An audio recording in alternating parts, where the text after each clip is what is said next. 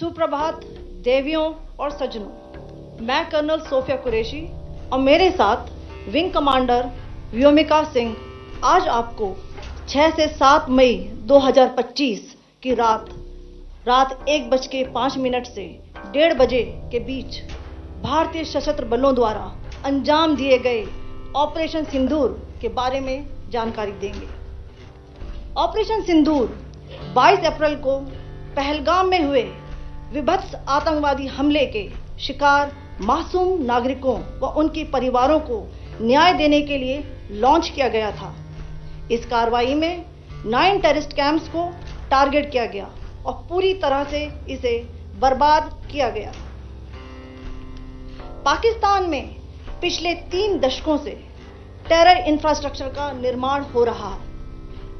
इसमें recruitment, indoctrination centres, training areas व launch pad शामिल थे, जो पाकिस्तान और पाक अधिकृत जम्मू कश्मीर POJK दोनों में फैले हैं।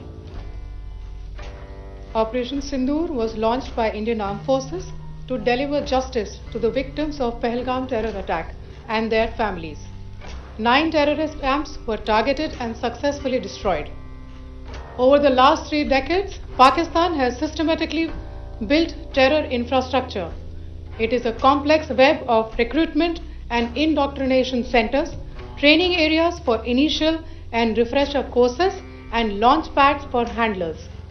These camps are located both in Pakistan as well as Pakistan occupied Jammu and Kashmir areas. Some of the well-known training camps are located, as you can see on the screen. They are distributed from Savai Nala in the north, counting to approximately 21, ending at Bhagalpur to the south.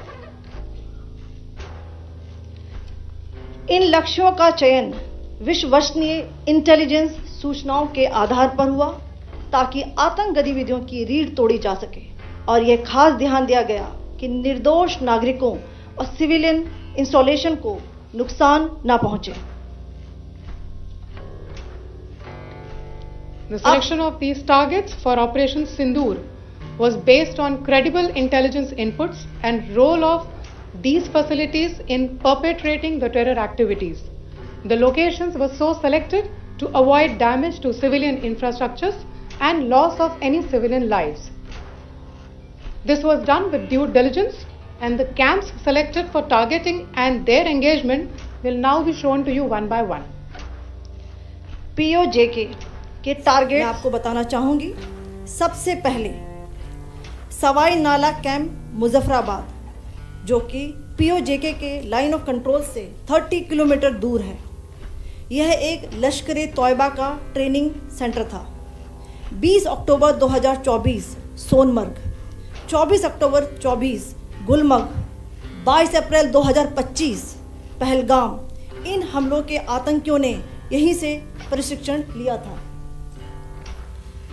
Syedna Bilal camp Muzaffarabad, यह एक जैश ए मोहम्मद का staging area है। यह हथियार, विस्फोटक और जंगल survival training का केंद्र भी था। गुलपुर कैंप कोटली, यह LOC से 30 किलोमीटर दूर था। लश्कर तौयबा का बेस था, जो रजौरी, पुंछ में सक्रिय था। 20 अप्रैल 2023 को पुंछ में और 9 जून 2024 को तीर्थ यात्रियों के बस हमले में यहीं से आतंकी को ट्रेन किया गया था।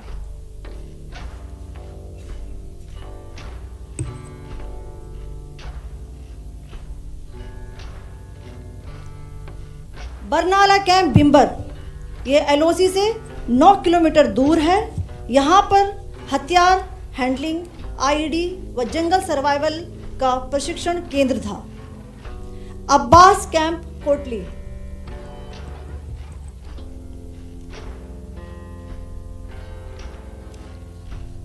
यह LOC से 13 किलोमीटर दूर है।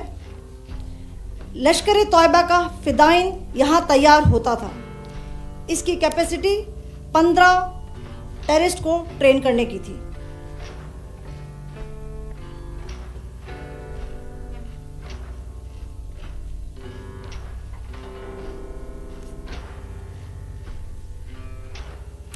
अब मैं पाकिस्तान के अंदर के टारगेट से अवगत कराना चाहूंगी। पहला, सर्जिकल कैंप सियालकोट।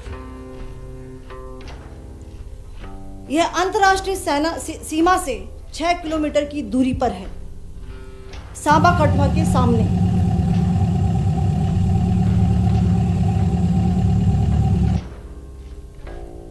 मार्च 2025 में जम्मू एंड कश्मीर पुलिस के 4 जवानों को की जो हत्या की गई थी, उन आतंकवादियों को इसी जगह पर ट्रेन किया गया था। दूसरा, महमूना जाया camp Sialkot.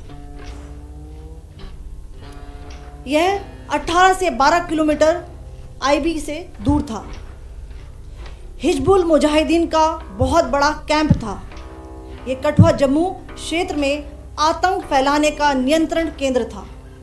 Pathankot air force base पर किया गया हमला भी इसी कैंप से प्लान और डायरेक्ट किया गया था। मरकज ताइबा मुरीद के, यह आईबी से 18 से 25 किलोमीटर दूरी पर है। 2008 के मुंबई हमले के आतंकी भी यहीं से प्रशिक्षित हुए थे। अजमल कसब व डेविड हेडली भी यहां ट्रेन हुए थे।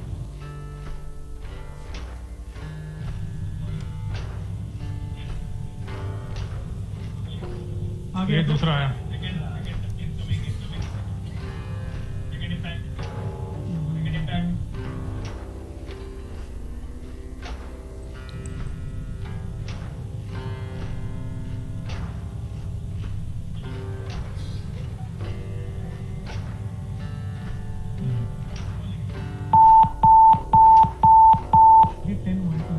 टारगेट 10 हुआ, एंक्लोजर सेम ही है।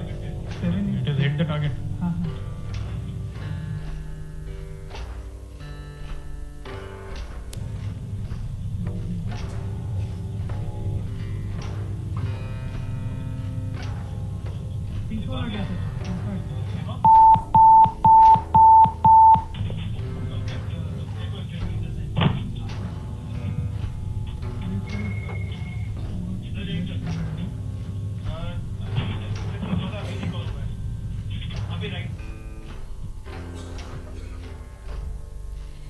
मरकज सुभान अल्लाह भावलपुर, यह इंटरनेशनल बाउंड्री से 100 किलोमीटर दूर है।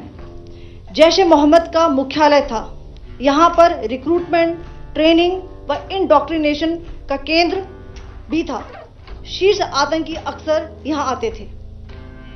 मैं आप सबको बताना चाहती हूँ कि किसी भी सैन्य ठिकाने का निशाना नहीं बनाया गया और अभी तक किसी तरह की नागरिक क्षति की रिपोर्ट नहीं है। धन्यवाद। जय Hind. The strike on the terror camps were undertaken through precision capability, as shown to you. A niche technology weapons with careful selection of warheads was ensured so that there will be no collateral damage. The point of impact in each of the target was a specific building or a group of buildings. All the targets were neutralized with clinical efficiency, and the results reiterate the professionalism of the Indian Armed Forces in the planning and execution of their operations. No military establishments were targeted. India has demonstrated considerable restraint in its response. However, it must be said that the Indian Armed Forces are fully prepared to respond to Pakistani misadventures, if any, that will escalate the situation. Jai Hind, and thank you very much.